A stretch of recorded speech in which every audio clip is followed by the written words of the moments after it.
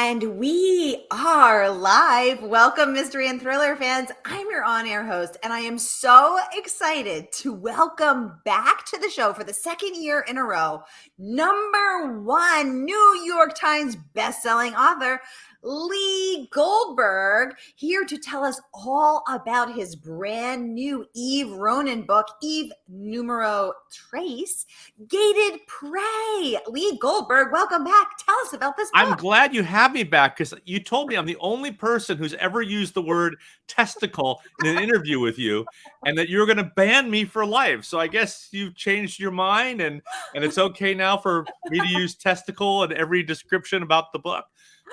Lee's getting us off to a great start, holding strong with his position and maintaining the dubious honor of being the only person to say testicle on air. I find that hard to believe. You've had Lee Child and Andrew Grant on the show, and the word testicle never came up.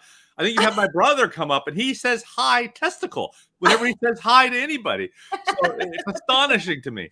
But yes, thank you for having me on. Gated Prey is the third book in the Eve Ronin series. The Eve Ronin series is about Eve Ronin, the youngest female homicide detective in Los Angeles County Sheriff's Department. And the book takes place just a few weeks after the ending of Bone Canyon, the second book in the series. So she's still licking her wounds from that story going into this one. In fact, a reader could read all three books, Lost Hills, Bone Canyon, and Gated Prey, at once as one big Dickensian adventure, and it would read as one story more or less, but each book stands alone. Each book has a standalone mystery that she has to solve, but there are some running strains through whatever you think I would know being a writer, through all three novels.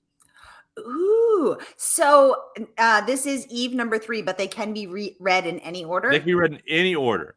Okay, perfect. Well, Lee, I want to hear all about Gated Prey and what Detective Eve Ronin is getting up to in the book. But first, I just want to welcome everyone who is watching with us on Facebook, watching on YouTube. Welcome, David. Welcome, Stacy, Nancy, Lisa, another Nancy. Great to have you, Nancy C and Nancy L. Great to have you here, wherever you're watching from, Facebook, YouTube, my channel, Murder by the Books channels. You're in the right place, and we're here to get the inside scoop on Lee Goldberg from Gated Prey. So ask him about his writing process. Ask him about his late night meanderings on the pages. We got a lot to get into, y'all. Ask me if my hair is my own, if my teeth are capped, whatever you want. I'm here, ready to reveal all, ready to break into tears like I did last time under the ruthless interrogation of Sara. So exactly, my goal is that someone's got to cry on camera, Lee, and I just hope it's not me. But so that's you. We've got slim pickings tonight, just you and me. So one of us has got to cry. It's gonna be you. You've raised the challenge. I'm gonna make you cry. Gauntlet cast challenge accepted by Lee Goldberg. Speaking of making you cry with delight, Kirkus awarded you a rave review saying this shows the seamy side of California dreaming. Goldberg not only ties up but links some of Eve's investigations in ways as disturbing as they are surprising. Rave review from Kirkus there. And I understand that this book is based on a real life case. Lee, I just dropped Gated Prey. Tell us about your inspiration. I love that thud. It's the police coming to the door. Oh my God, she's talking to Lee. I have attended it before COVID. I was a regular attendee at homicide investigator training conferences because I know the guys who run some of these. So I'd be the only civilian at some of these professional training conferences for real homicide detectives. And they go over a lot of interesting cases that challenge their investigative techniques and assumptions and tropes. And at one of these seminars, they presented a case that I had never heard of before, a type of crime I'd never encountered. And I found it very disturbing, but also fascinating. And I actually heard about it some years ago and took detailed notes, but I didn't come around to using it until this book. And then I went and contacted some of the people involved in investigating that case and other people who have familiarity with that sort of investigation. And it's sort of the subplot of this book. I don't want to go into too many details because I'll give away what makes this story unique. But it's an unusual kind of crime, and it's very disturbing. And it was difficult to find the balance to tell the story without repulsing people or traumatizing people. But it was very interesting, and it allowed me to learn some things about forensics and investigation that I wasn't aware of. That I think will be also fresh to the readers. Ooh, fresh to the readers. We're here for that. So fresh and so clean. Thank you for that inside scoop. I didn't know you got to go to be the only civilian at these Well, conferences. I think it that's was kind of really funny. cool. I mean, Lost Hills, the first book in the series, was based on a case I learned at one of these conferences, and it was a funny experience. I go to this conference, and you could tell who all the cops are because they were either wearing their badges and guns, or they were wearing them psychically. I mean, they were carrying the weight of their authority. And they screamed cop, and of course, there's me. Hi, I'm Lee. I was clearly not a cop, and it was like high school. I was ostracized at the beginning. They were all over here, and I was by myself. And one of the seminars was a case being presented about why it's important for homicide detectives to investigate each homicide as if they've never investigated a homicide before, to put all their police common sense in a drawer and lock it, which is hard to do if you're an experienced homicide detective. But this case, if you'd walked in with your common sense assumptions and experience from the job, you would have made a ton of mistakes. So this case was an example of if you had gone down the obvious road or gone with the practical knowledge or whatever, you would not have solved it. And as the case went on, I just found it fascinating. And I was asking lots of questions of the lead detective, the blood spatter analyst, the prosecutors, the uniformed officers, everyone who was involved in the case. I was grilling them, and it was in the dark, so they couldn't see who I was asking the questions. And at lunch, I went up to the lead detective and asked him more questions. And he said, I really like your questions. May I ask what law enforcement agency you're with? And I said, yes, I'm a senior investigator with the WGA. He said, I'm not familiar with that agency. And I said, Writers Guild of America. He said, you're a freaking writer? How the did you get in here? And I pointed to the guy who runs the conference who, did this. And the detective said, well, if he thinks you're good enough to be here, so do I. And besides, your questions are great. Keep asking them. So the other detectives in the room saw I was accepted by this guy, so that made me like a cool kid. And then that evening, since we were all stuck in this same hotel in Wisconsin in a snowstorm, I bought drinks for everybody. So they knew I was an easy touch, and I was from Hollywood. So they all wanted to tell me their greatest cases and get me to buy them more drinks. And by the time the conference was over, I had all of their business cards. They all wanted to help me, and it was a great experience. And each one of my Eve Ronin novels has been influenced by the things I learned at that homicide investigators training conference. But I also have a wide array of law enforcement professionals that I call upon for advice and research and facts as I write my books. But my books are not documentaries. They're fiction. All I'm looking for is that one cool fact, that one bit of reality that'll make you believe I know what I'm talking about so I can BS you the rest of the time. Because my books are fantasy. They're fiction. But it's just those kernels of realism that makes you buy into my BS, to buy into my fictional world and believe it's real. It just adds that air of authenticity. And it's been great because a lot of cops that I don't know have been writing me, telling me how much they enjoy my books, that I get it all right, and that they like the attitudes that the police officers have, and their investigative techniques ring true to them. So that's nice. But that's not what's important to me. What's important to me is that you, the reader, enjoy yourself. That it takes you away from whatever you're going through at home.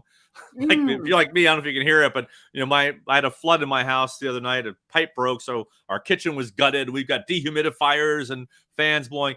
If a good novel can take you away from that, that's what I'm trying to do.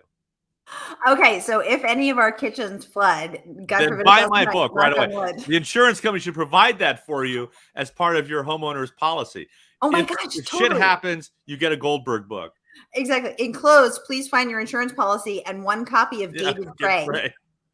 I love it. I love it. Welcome, Jeff. Welcome, Dennis. Welcome, Gail. Welcome, Laurel. Welcome, Laura. Welcome, Missy. Great to have you all. Thanks for joining us.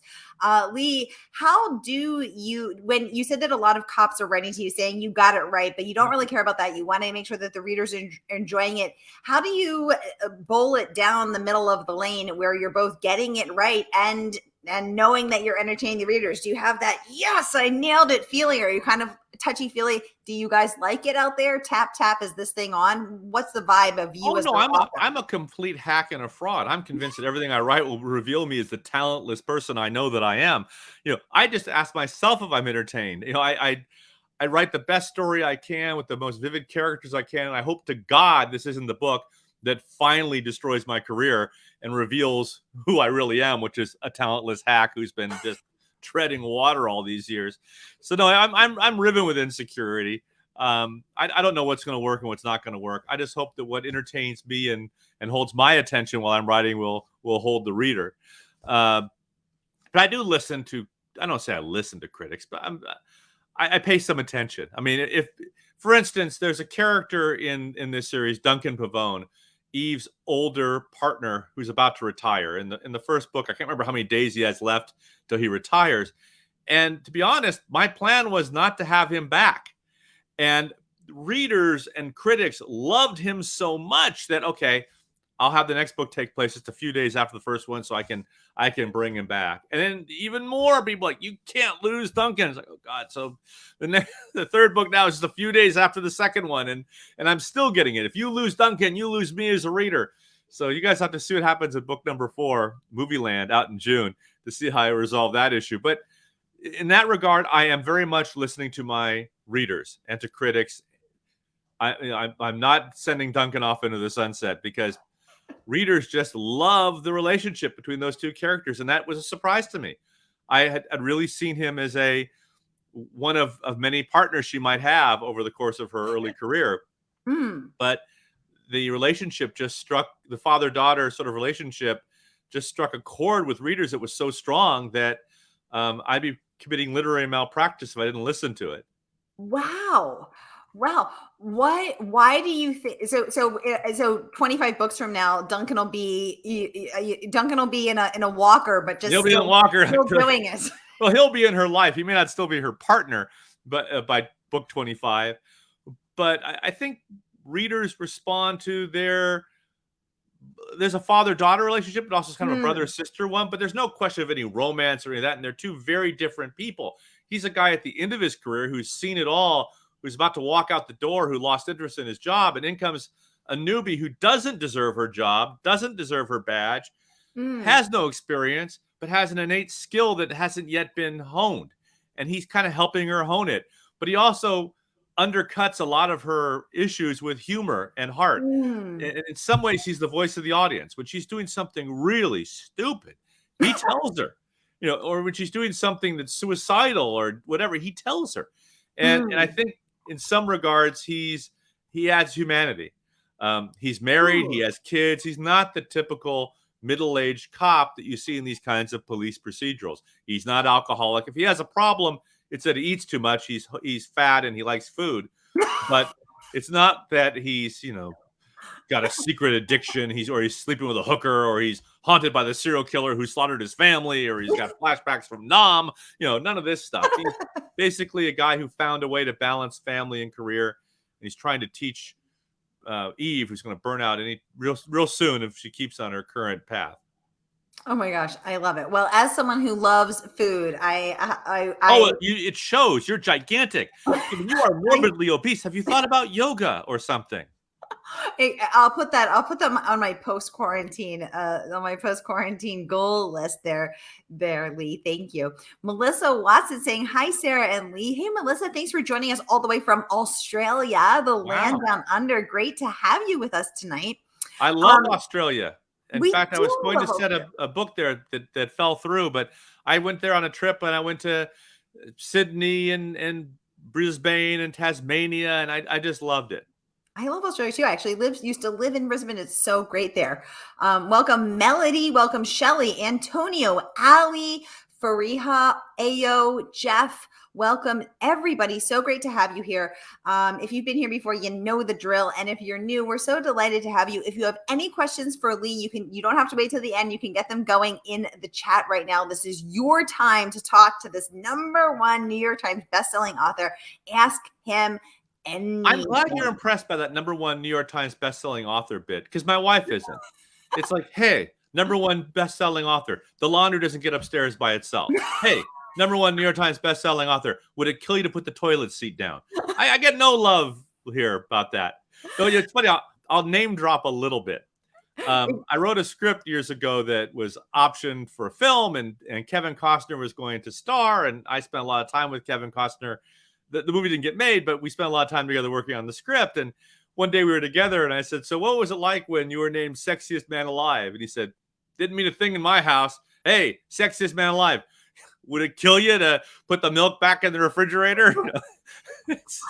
Oh my gosh, I didn't know that. That is so funny. That well, is at the end of the day, all these Hollywood stars are just normal people like you and I. I mean, I've done a lot of television, a lot of film, and that's the one thing. It's just a job. And when the cameras aren't on, the paparazzi aren't on, they're just like us. They have bad breath. They have BO. They have good days, bad days, good skin, bad skin, and more. I mean, I would go to restaurants with Kevin Costner, and no one would recognize him because he didn't have the lights, the makeup, and he just looked like the grungy guy in the sweatshirt and jeans with the fat Hollywood writer. Oh my gosh, I love it. I love it. Oh, I love the little subtext you have here. Lee jokes that his wife is not impressed. Thank you. Thank you very much. Then you put at the bottom here, and Lee's wife is sleeping with somebody else and he doesn't know it. Ha ha ha. I shall not slander your French wife in this way. You should do her with a French accent, Lee. I feel like I could do her. Melissa is letting us know that it is springtime here in Brisbane, and it's pronounced Brisbane. Thank you, Melissa. Yes, it's so great. It's so funny how the seasons are opposite there. So we're heading into the dark, cold days of winter. At least we are here. Lee's in Calabasas. It's summer every day for Lee. He's just in New York. It's a state of mind. It's summer every day for me as a state of mind. Exactly. Lee just everything's great for hey, summer guy. Would it kill you to close the fridge? Yeah.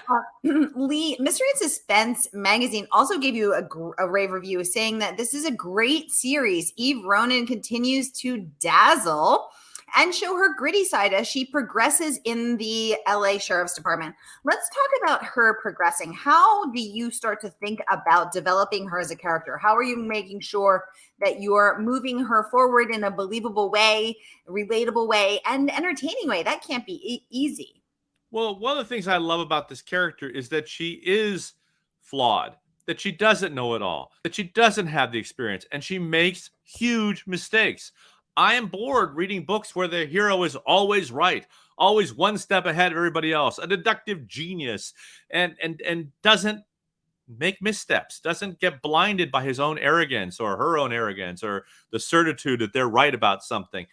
And Eve is so young and so fresh that she just, you sometimes want to strangle her. And I do have reviews on Amazon where the readers go, "I'm not very happy with her. I want to strangle her all the time." It's like, good, because I want a heroine that has room to grow. She has real skills.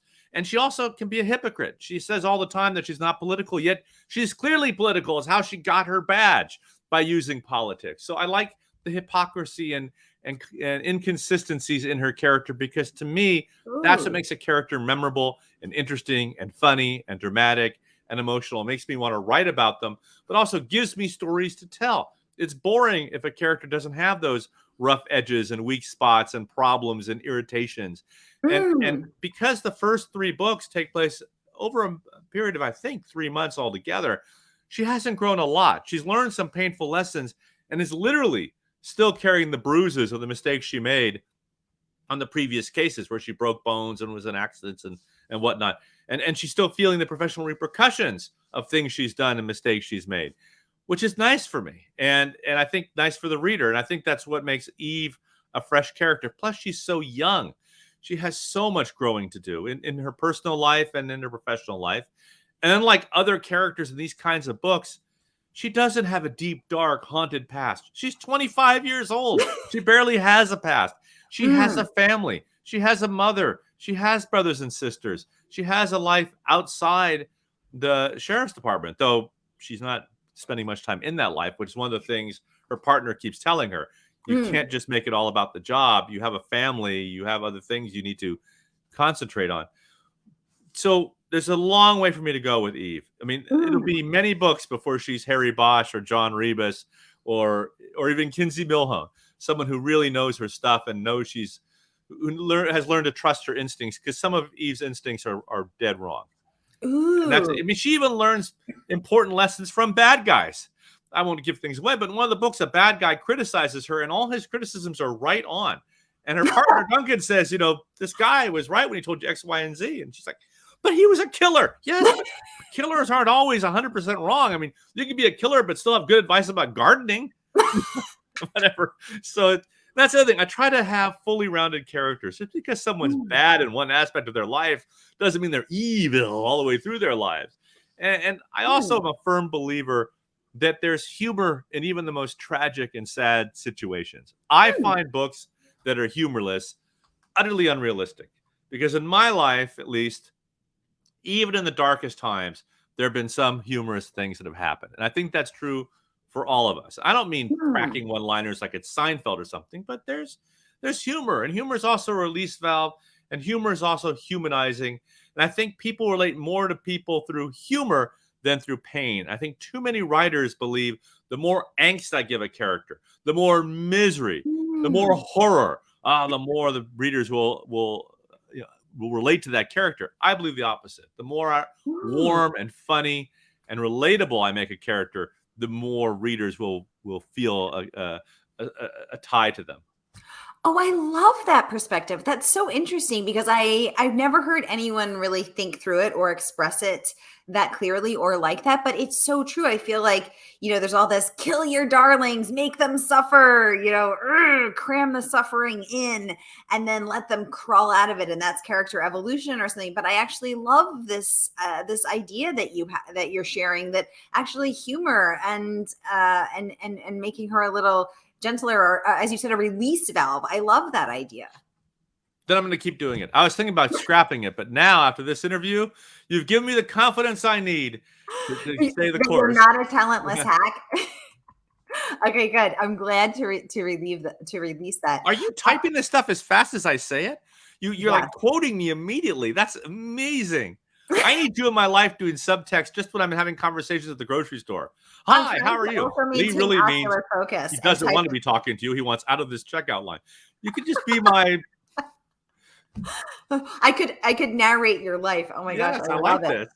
Welcome, Penelope. Welcome, Brad. Welcome, Stacy. Welcome, Carrie. So great to have you all here. Melissa has a question. She says, apologies, Lee. I haven't read any of these series. Which is the first one? Melissa, no apologies are necessary. This series is to connect you to your favorite writers and introduce you to your next favorite writer. So here's Lee Goldberg. Lee, tell us about the first book. What do you mean no apologies necessary? I am deeply offended to the core of my being, to the very spirit of who I am, that there's someone out there who hasn't read my books. That's inconceivable to me. Don't you know who I am?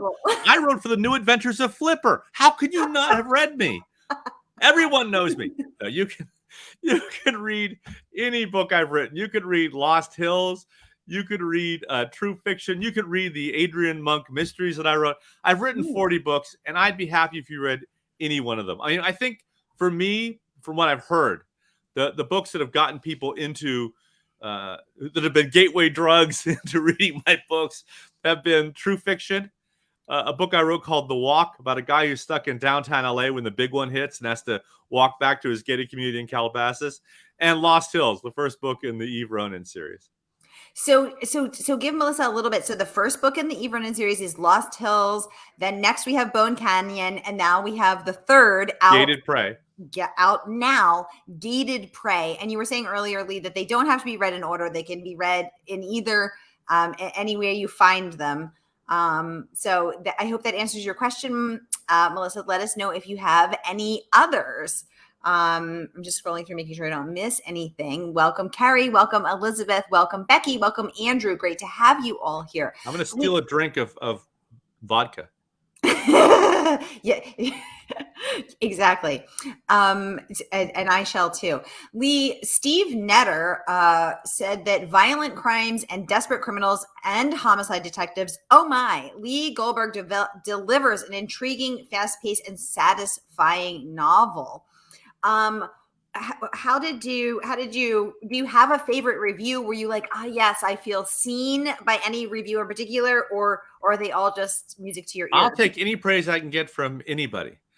I mean, there's a reviewer who said, "What I love most about Lee's books is he's not afraid to use the word testicle," and that review really has stuck with me.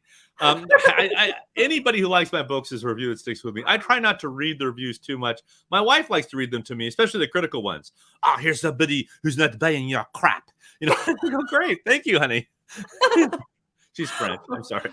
Exactly. Lee's wife is French. She's not just doing that Because the accent. problem is, if you start believing all the positive reviews, then you have to believe all the negative ones that say, Lee Goldberg's a miserable hack. All his characters are cliches. He hasn't found a trope that he doesn't dive right into and just make more tropey. And I don't understand why he keeps getting published. I could read that and decide, you know what, I'm done. Clearly, I'm finished, and not write another book again. As long as people keep buying my books, I will keep writing them. So you don't read any reviews. You have that much self-control. No, I'm lying. Of course I read the reviews. I have an ego that this room can contain. No, I don't. Obviously, I read reviews, but I don't. I think there's a real danger in buying your own BS, so to speak. I mean, there are writers, and few of them, because most writers I know are great, but they'll read, you're the second coming of John Updike and Michael Connolly, crossed with J.K. Rowling, and they start believing that. Yes, that's me. That is me. I'm so good. The rest of you are mediocre, but me, I'm excellent. I wrote a really incredible scene last night that was only matched by the incredible scene I wrote the previous night. There are writers like that who talk about how great their I think this new book of mine is even better than the great book I wrote last year. And it makes me cringe when people say that, Lee? There are people who say that. It's like, I was really excited about this book. This one's really terrific because I think my character, who's one of the best in crime fiction, really excels in this book, because I thought I'd reached the pinnacle in the last one. And I watch interviews like that or hear them speak, and I just like, oh God, I never want to become that guy. I never want to become the guy who thinks he's God's gift to writing. I'd much rather be the guy who thinks he's the biggest fraud, because at least it keeps you honest and somewhat have some humility. But also it keeps you, I think, from, I won't mention names, but there's some writers I read who I think must have editors who are terrified them because they definitely need editing, but aren't taking it. I read the books and I'm going, God, didn't anybody edit this book? Didn't anybody tell this author that he pulled this same stuff in the last book and it's boring, move on, or this is unnecessary, he's repeating himself. I think there's some authors just reach a point where they think that everything they do is brilliant. And newsflash, it's not. It's not. Maybe you should be the one to deliver that. Melissa Watson says, LOL, Lee is hilarious. Melissa, I'm bearing my soul here.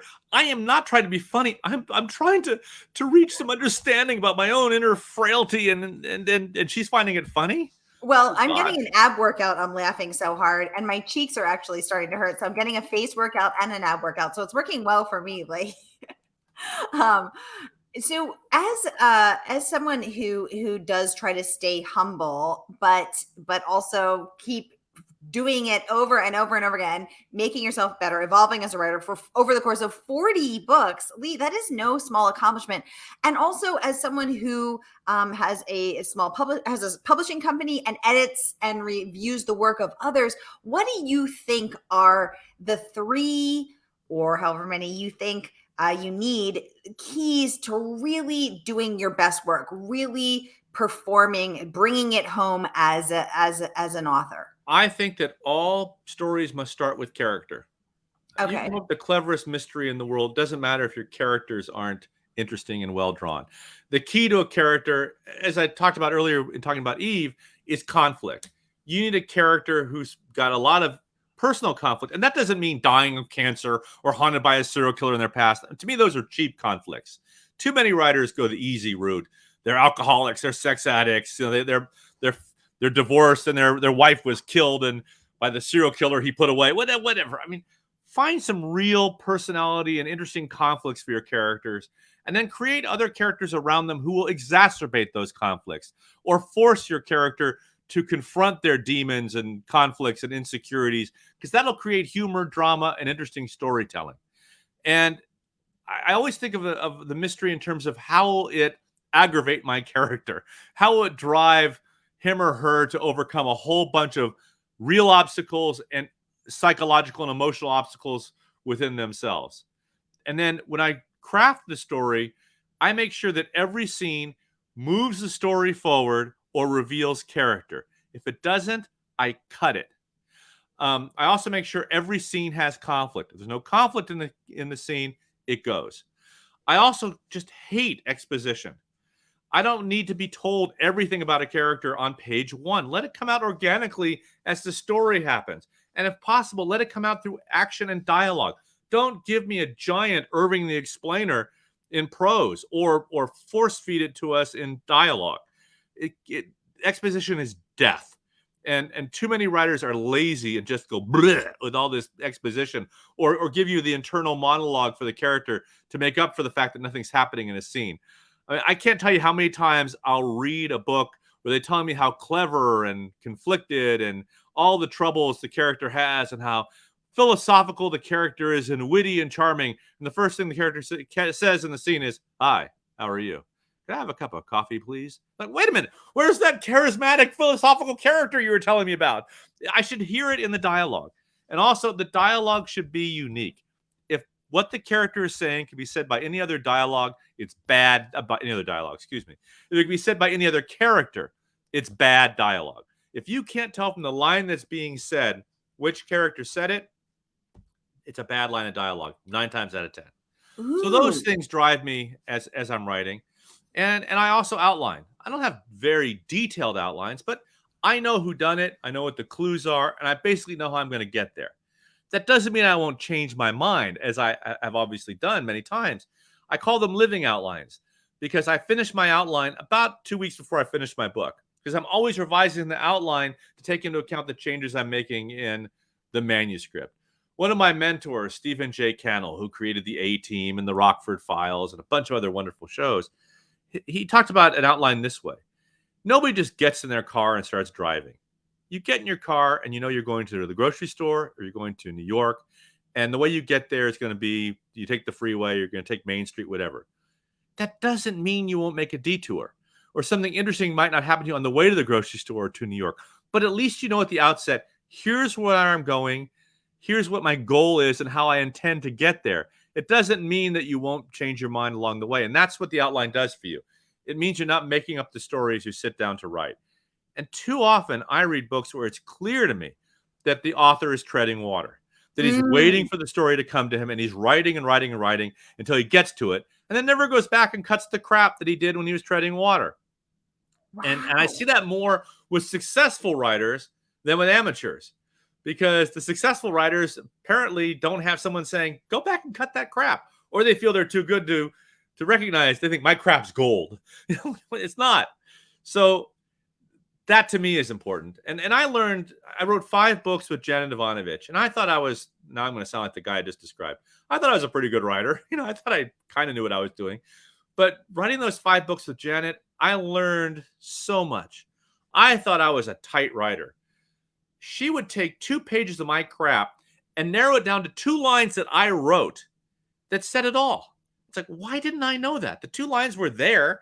Why didn't I realize that those 2 lines set the scene or described the character and all the rest was BS? It was overindulgence. Let the reader color between the lines themselves. They don't need to have every little hair on the character's head described, or everything they're wearing and everything about the room. So I learned a lot from Janet about being much tighter in my writing, but also Janet made me adjust my writing style, at least in terms of the Eve Ronin novels. I make my writing disappear. I don't want my writing to be clever. I don't want my writing to be powerful. I want my writing to be invisible. Maybe in the first 2 paragraphs of an Eve Ronin novel, I'll be clever and have an authorial voice. But after that, I just want the writing to do its job and let the characters and the action and the dialogue move the story forward. If I have something clever to say, I try to put it in a character's mouth. And if I can't, I don't say it. So Janet's feeling, and I think it works for my Eve Ronin novels, is that you don't want the writing to call attention to itself because then the reader will remember their reading. and they won't be lost in the story anymore. You're going to pull them out and remind them I'm looking at words on a page. But if you can make the writing disappear, if you can make the characters so vivid and the story so strong that it carries the reader through, you're succeeding. And that's what I try to do. And that is a lot harder than it sounds, to take the writing out of your writing. And that's not true for every kind of book that I write, but it is true for the Eve Ronin novels. My authorial voice is stronger in true fiction, killer thriller, and fake truth, my Ian Ludlow thriller series. But that's a different kind of story I'm trying to tell there. And here, just for Eve Ronin, it works to de-write, if there's such a word, de-write my novels, to take the writing out and let the propulsiveness, the propulsion be the story and the characters and their conflicts. So that's the short answer to your question. That's so interesting. So when you say you want the writing to be invisible, does that mean not using a word that I'm going to have to go look up in the dictionary because that's an eye bump? So if you use an exceedingly clever word that I don't know what the heck that means. Always use simple. Instead of saying a cacophony, say it was loud. Don't try to be a smartass. If their hair is black as coal, just say their hair is black. You don't need to say coal. It's a cliche. That's the thing. I hate cliches. I don't want to ever write or read up shit creek without a paddle, looking for a needle in a haystack. All those. If you've heard cool as a cucumber and all those coal black or any of those things before, it's a cliche. If you've read it before or heard it before, it's a cliche. Don't use it. Every cloud has a silver lining. All that stuff. Just get rid of it. It's bad writing. It's lazy writing. It's cheap writing, and you should be ashamed of yourself. Now someone's going to say, I just found this cliche on page 4 of your book, smartass. It was there. I'm humiliated, and I deserve to be. Page 1, the night was black as coal. It's coal, yeah. Thank you for this inside peek. It's so interesting to know what you, as a writer and also an evaluator of other people's writing, have learned over the years and have honed yourself as a craft. Melissa is saying good dialogue is great. Too much description kills the flow, I feel. I agree. And I think it also downplays the reader's imagination. You just need to say enough for the reader to get a unique image, or at least your point of view. And then they'll color in the rest, and that will invest them more in the story anyway. I don't need to know every type of furniture in the room and what fabric is on it. But if I tell you something about the nature of the person who lives in that room and one key, unusual piece of decorating, whatever, that reflects that personality, then you will fill in the rest. And it'll make it more evocative. I just used a big word, but evocative for you that way. At least that's my secret sauce. When you were writing with Janet Ivanovich, I mean, she just was hitching her wagon to your star. I wish she would go off on her own and try to make something of herself. Janet, come on. But when she was cutting your what you thought was tightly honed pages down to 2 sentences, my God, my brain is scrambling to keep up. Did she say to you, did she send you a red line version? She was like, Lee, too much, or she just cut it and didn't even respond? She did both. Cut it and said too much, or lose the blah, blah, blah. And she was right. And I thought it was to the bone. And in a way, it harkened back to, I've done a lot of work in television. And my biggest mentor in TV was a guy named Michael Gleason. And he created Remington Steele. And I hear his voice in my head every day. I mean, he had a huge influence on me as a writer and as a producer, and even as a boss when I'm doing a show and how I treat people. And he would do that. He would cut. He'd say, lose the blah blah blah, or he'd just cross it out and say, make better. It's like, what do you make better? But he was very harsh, but he was also really on it, and he made me better. And he would say, yes, there should be a joke here, but it should be one that reflects character, not a good punchline. So he would often cut funny stuff because it just didn't feel like it came from a character-based place, even if the line made him laugh out loud. This is a great line. He'd say it. He'd be reading my script. This is hilarious. Crack. Cut. Like, you're saying it's hilarious. Yeah, it's very funny. Wrong for the show, but hilarious. God, you're talented. You're going to have so much rewriting to do. Well, when someone gives you feedback, make better. I mean, that sounds very Russian. Make better. That's all you get. But when someone just gives you such a little, I mean, isn't it somewhat personal? What is better? By the time someone says make better on your manuscript, hopefully by that time you have a relationship with that person where you understand what they mean, what they think good writing is, what they think a good scene is, what they think good character is. So you can use that as your benchmark. But because you'll have seen or read something they think is really good, and you'll understand what it is you're going for, especially if you have a shared vision for something. And there'll be like shorthand that you develop. That was on a TV show. And when you're in a TV show, there's a writer's room, and each series has its own shorthand about the characters that work and stories that work and relationships that work. And that becomes like a secret language in a way. So I know on its face, just writing make better sounds like vague, pointless criticism that doesn't give you any direction. But no, I understood. I mean, I knew what he meant by make better, what that encompassed. It was shorthand for make this more character based, less exposition, tighter. You know, I understood. I mean, what my marching orders were when he wrote make better. You understood the assignment as the cool. And I understand what they mean by blah, blah, blah. Or, welcome, treading water Shirley. or whatever. Welcome, Shirley. Welcome, Denise. Welcome, Patricia. Great to have you with us. We have just 5 minutes left with Lee. So if you've got questions for this #1 New York Times bestseller, I got to get it in one more time, Lee. Get them going in the chat. He will answer your questions. So 5 minutes left. We're in the lightning round with Lee Goldberg. Any questions that you have about Gated Prey or Lee's other books or writing, get them going. And I want to remind y'all that this book is out and it is for sale, and you can get your copy tonight. Weirdly, I'm hearing a little echo I didn't hear before. So I'm going to pop that link in the comments and grab your copy tonight. Lee, what do you want people to leave this book having felt, having learned, having experienced? Nothing. My book is not going to change your life. I don't want to change your life. I don't want to change your political orientation, your sexual orientation, or your religion. All I want to do is entertain you and captivate you and take you away from whatever miseries you have in your life for a few hours and give you some entertainment. My goal is not to change the world. I don't have a message here about women's rights or the environment or climate change or Judaism or anything else. It's just trying to tell a good, entertaining story that you'll enjoy and hopefully will force every friend and relative to buy. And make us laugh. And laugh, but also to scare the crap out of you or to anger you or to make you excited. I want to do, or even make you cry or to make you hurt a little bit. I want you to feel a range of emotions when I tell you these stories, but I don't have an agenda. I mean, I'm obviously a liberal, so maybe my liberal attitudes come out in my books, but I don't come out and say horrible things about Republicans or conservatism or anything like that. I try to be apolitical and just tell a good story. All right, Liberal Lee, what's your favorite scene in this book as a reader, and what was your favorite scene to write as its author, if they are different, and why?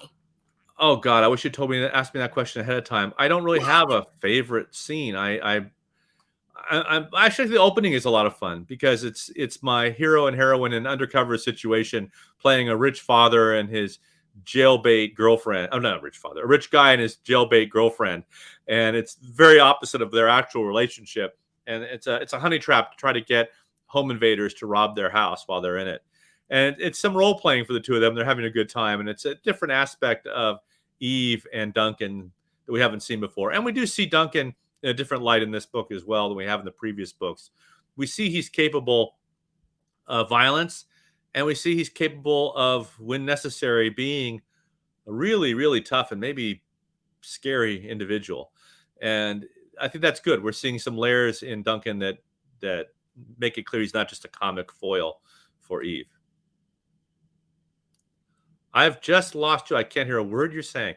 I hope you're saying wonderful things. I was saying, I Ah. was praising your brilliance. So the opening scene, Eve is wearing a Trey revealing, Trey sexy black jacket under which she is hiding her gun, but distracting them with her assets. Let's say her physical attributes, and as you said, running this honey trap with her partner Duncan. So good to know that was your favorite scene as both a reader and a writer, Lee. Well, also it takes a little bit from reality. You know, I'm a father. I have a wife and a daughter, and I have sisters and a single mother, and it was fun to kind of play on what I've learned being around so many women. I mean, What she's did you learn, Lee? well, not what I've learned, but I think I have a funny conversation there about boob tape, something I knew nothing about until my daughter was wearing this revealing dress. Like, what the hell? When you bend over, everything's going to fall out. No, I've got boob tape. What the hell is that? Is that duct tape? What is that? And so I'm able to draw on my own life for some of the dialogue that Duncan has. Well, I believe that you're in Calabasas. Aren't you neighbors with the Kardashians or something? They're in Calabasas. I'm wearing boob tape now just because I want to look less fat than. Well, Kim Kardashian has famously duct taped herself into a dress on her Instagram. So there you have it, inspiration from Calabasas. I'm duct taped into this Tommy Bahama shirt, as a matter of fact. And you're looking fabulous. Thank you. Oh, I lost weight during the pandemic instead of gained it. Excellent. You are once again cracking us all up, Lee. Thank you for coming on the show for year 2, book 3 in the Eve Ronin series, Gated Prey. We will expect to have you back next year for Eve 4. I'll be here. See you in June. Okay, sounds good. Y'all, thank you for joining us tonight. You can grab your copy of Gated Prey. I'm popping the link in the comments one more time, as well as Lee's backlist, the first 2 books in the Eve series, and his other 39, my God, books. Grab it tonight. Shop local, support a woman-owned bookstore. Lee Goldberg, thank you for joining us, and I will see everybody back here in 15 minutes with Yasmin Ango. And her debut book, My Name is Night. See you soon.